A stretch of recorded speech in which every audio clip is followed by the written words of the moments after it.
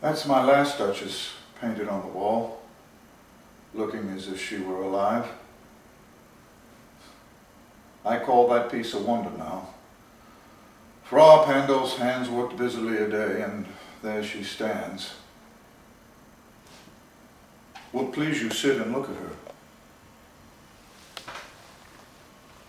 I said Frau Pandolf by design, for never read strangers like yourself that pictured countenance, the depth and passion of its earnest glance.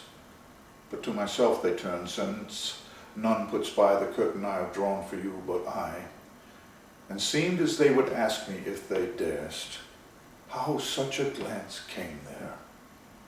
So, not the first are you to turn and ask thus. Sir, was not her husband's presence only call that spot of joy into the Duchess' cheek?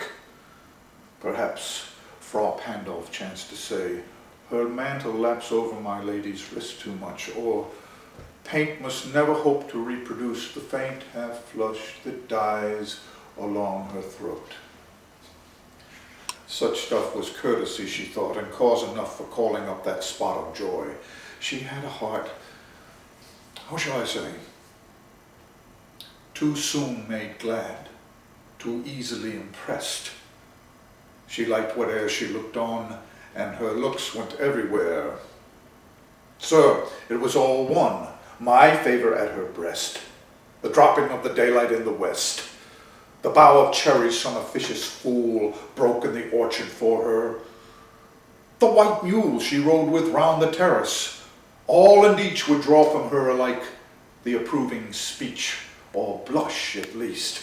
She thanked men, good, but thanked somehow, I know not how, as if she ranked my gift of a 900 years old name with anybody's gift.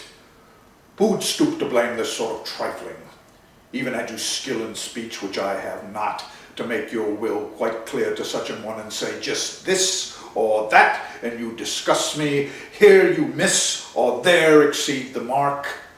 And if she let herself be lessoned so, nor plainly set her wits to yours forsooth, and made excuse, even then would be some stooping. And I choose never to stoop. Oh, sir, she smiled, no doubt, whenever I passed, but who passed without much the same smile? This grew. I gave commands, then all smiles stopped together. And there she stands, as if alive. Will please you rise.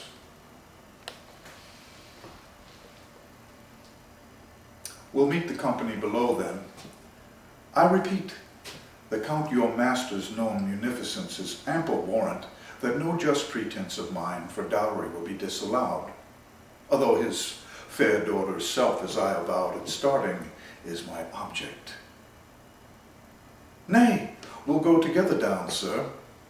Notice Neptune, though, taming a seahorse, thought a rarity, which Klaus of Innsbruck cast in bronze for me.